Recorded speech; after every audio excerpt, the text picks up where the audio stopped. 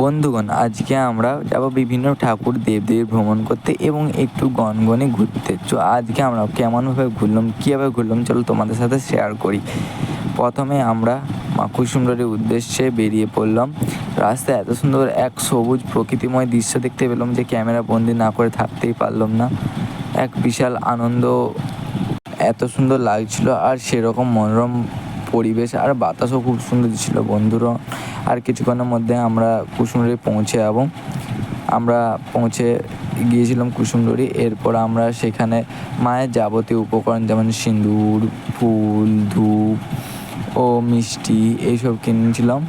এখানে তৈরি করে দিচ্ছিলেন এক পুরোহিত। এরপর আমরা মায়ের মন্দিরের ভেতরে যাব। তো এখানে আমরা জিনিস কিনে মায়ের মন্দিরের কাছে যাব। যেহেতু মন্দিরের ভিতরে আমাদের ভিডিও করা নিষেধ ছিল, তাই বাইরে থেকে আপনাদের মন্দিরটা দেখাচ্ছি। ওই দূরে রয়েছে মন্দির, কোনোভাবে ভিডিও করা গেল না, প্রচুর চেষ্টা করলাম। এরপর আমরা বেরিয়ে পড়লাম মা সর্বমঙ্গলা মন্দিরের উদ্দেশ্যে। আর এখানে ওর বাবার জন্য ও কান্নাকাটি করছে, বলছে আমার বাবা কই। আমরা বলছি তোর বাবাকে রেখে দিয়ে এখানে চলে যাচ্ছি, আর সেই কান্নাকাটি, বাবা কই বাবা কই। ওটা কে দাঁড়িয়ে আছে? ওই যে দূরে দাঁড়িয়েছে ওর বাবা, আর দেখে দিয়ে তার কি আনন্দ। আমরা বলছিলাম তোর বাবাকে রেখে দিয়ে চলে এসেছি।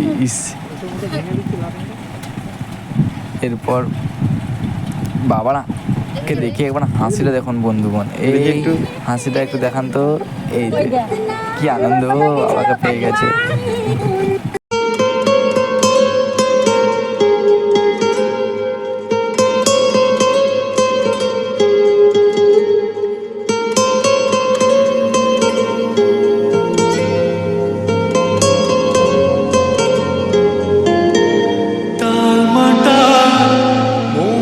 কিছু তোমায় বলতে চাই, বেশ আমার ভাবনাগুলো তোমায় ছুতে চাই।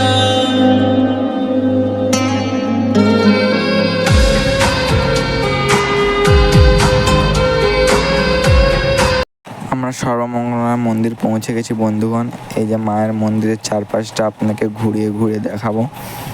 এটা মায়ের মন্দিরের চারপাশ, এটা পেছনের দিক, এটা ডান দিক সাইডের। এইটা হচ্ছে মায়ের মন্দির যাওয়ার রাস্তা। এরপর এই জায়গাটায় বলি দেওয়া হয় নবমীর দিন, এই জায়গাটায় বলি দেওয়া হয় এই এখানটায়। এটা মায়ের মন্দিরের সাইডে পাঁচিল ঘেরা আছে চারিদিকটা। এটা হচ্ছে আমাদের গৃহটা, যেটা দিয়ে আমরা ভেতরে প্রবেশ করেছিলাম।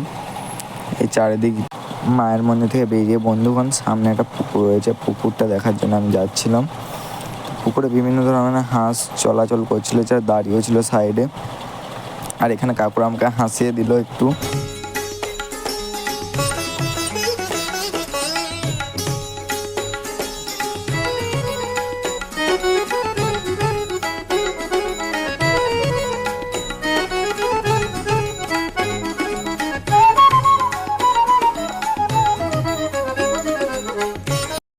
বন্ধুগণ এবার দেখুন আমরা দেখবো হাঁস।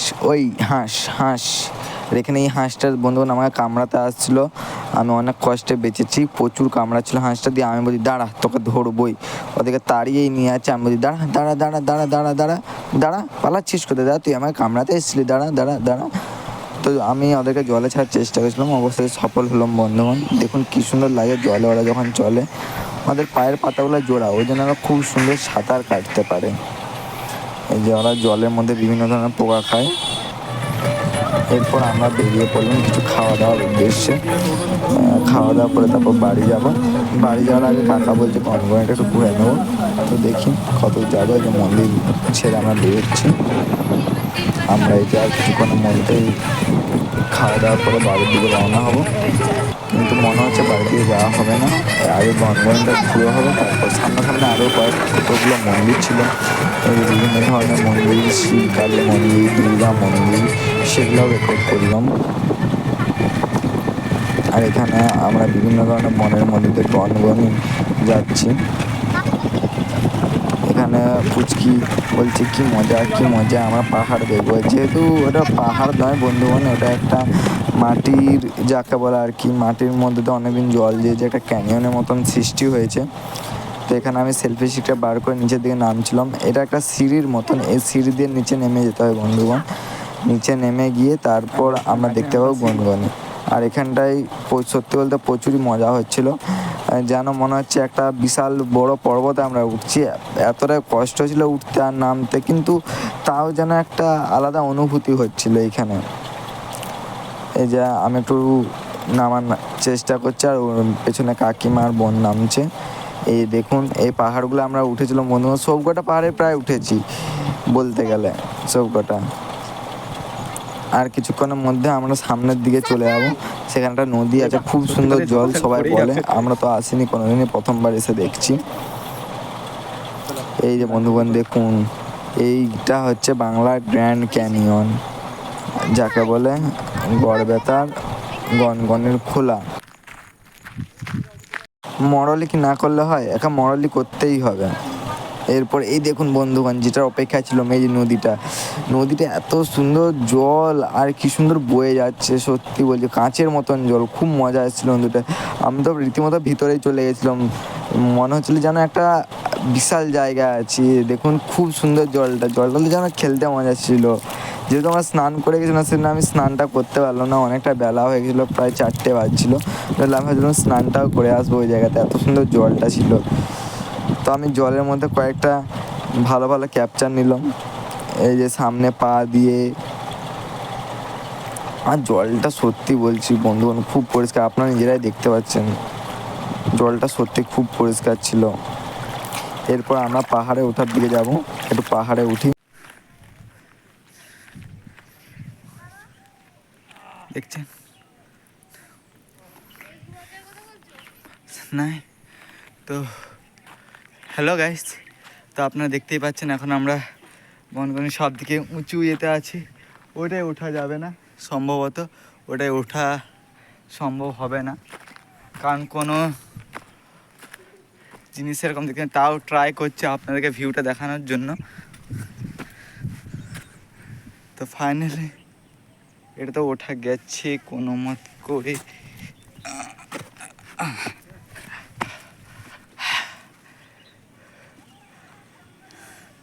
উঠেছি গাইস, ওটা আর ওঠা যাবে না। এখান থেকেই বসে বসে কয়েকটা দৃশ্য ক্যাপচার করব, তারপর বাড়ি যাব, ঠিক আছে? কাকিমারা ওই সাইডে উঠছে, তো দেখে নি। কাকিমারা ওই সাইডে উঠছে, ওই যে কাকিমা,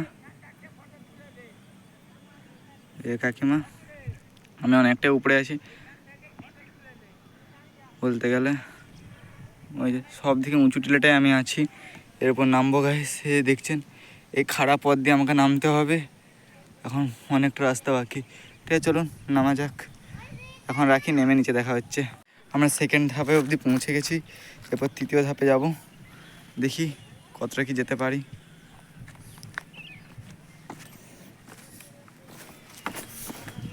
ফাইনালি এটাও নেমে গেছি। এরপর দেখি ওনাদের কাছে যাব, কাকিমাদের কাছে। তো আমি রাস্তা খুঁজছি, কিন্তু এই রাস্তাতে অসম্ভব যাওয়া, তাই ছোটোখাটো রাস্তা খুঁজছি। 1 2 3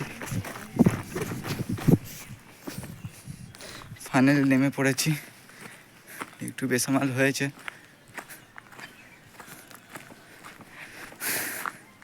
এরপর যাচ্ছে এইদিকের পাহাড়গুলোয়। তো দেখি কাকে দিয়েছি রাজার পাট, একা একা নামতে দিয়েছি, সে আবার বসে বসে স্লিপ কেটে কেটে নামছে। দেখুন বন্ধুগণ কি বলবো একে।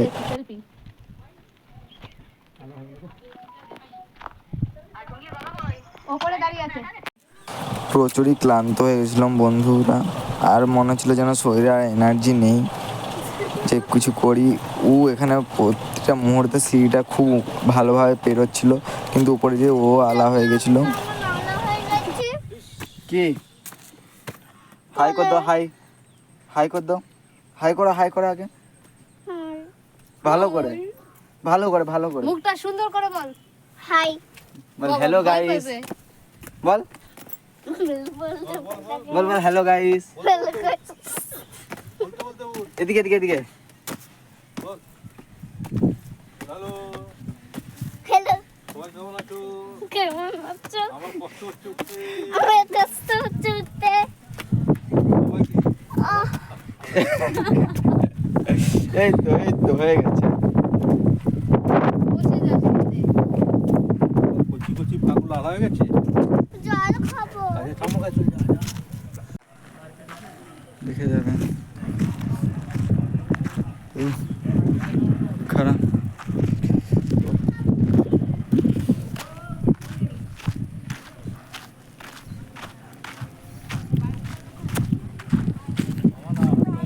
বাড়ি যাব।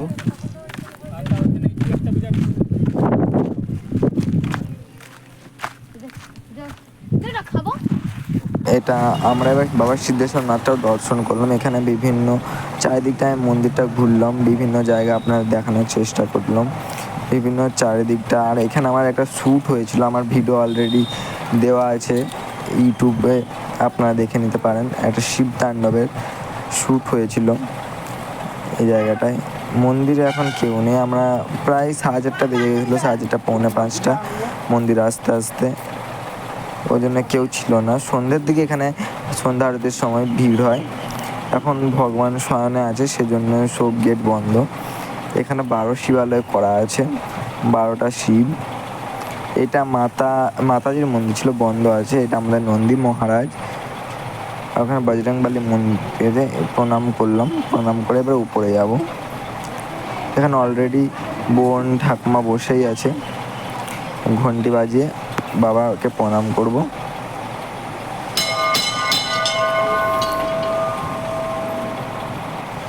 প্রণাম করার পর এখানে বিভিন্ন জায়গায় বলছিল যে কৃষ্ণের কালিয়া দমন, তারপর রাসলীলা, তারপর কৃষ্ণ মথুরায় যাত্রা। এখানে দ্রৌপদীর বস্ত্র হরণ দেখানো হয়েছে। এটা কুরুক্ষেত্রের যুদ্ধক্ষেত্র বন্ধুগণ। এই জায়গাটা ভীষ্মকেও বধ করা হয়েছে, এটা অভিমন্যু বধ। বিভিন্ন সুন্দর কারিগরি, খুব সুন্দর কারিগরি। এখানে দুর্যোধনের উড়ভঙ্গ করছেন ভীম। এখানে পঞ্চপাণ্ডব সহ দ্রৌপদীর স্বর্গগমন, শ্রীরামের চলে তারকা বধ। এখানে অহল্যাকে উদ্ধার করছেন শ্রীরাম। এরপর তিনি চলে আছেন বনবাসে 14 বছরের জন্য। এখানে শ্রীকৃষ্ণ তার পাদুকা দান করছেন ভরতকে। এখানে শ্রীকৃষ্ণ মায়ামেঘকে বধ করছেন। এরপর এখানে জটায়ু বধ হয়েছে রাবণের দ্বারা। এখানে আংটি দেওয়া হচ্ছে। এখানে রক্ষণের শক্তিশীল। শেষ পর্যন্ত রাবণ বধ হয়ে শ্রীরাম অযোধ্যায় ফিরলেন।